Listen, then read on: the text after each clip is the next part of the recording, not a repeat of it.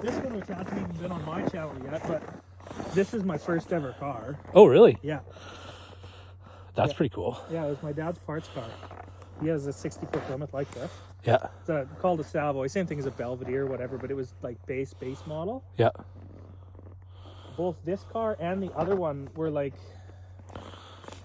in 1964. A guy my dad knew won them.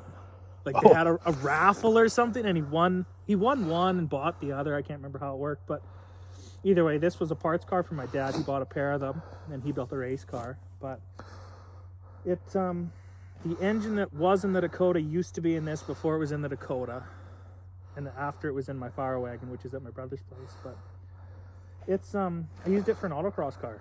Oh, yeah. It's got a cage in it. I was going to say, I can see a cage in the windows there. It's a half-finished cage.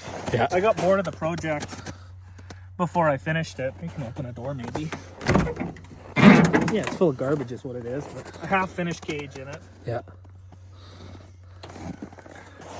But I used it to learn to autocross and kept making the car better, but the first like year and a half I autocrossed, it was dead last every time. Yeah. I was fine with that. Like, it's a car that is not suited at all to autocross. Then we got sticky tires and adjustable control arms and a cage that, although it's only tacked, stiffened the car up a lot. Yeah. Because it's got a rusty floor and it's unibody, like it's not a very stiff car. But putting those in and sticky tires, and suddenly we went to like, oh, we're in the top quarter now.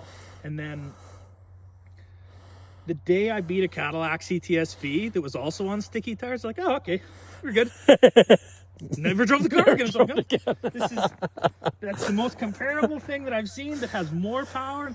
Oh, it's good. It's doing what it's supposed to do. Quit while you're ahead. Yeah, and then I pulled the engine out of it probably 2 weeks later.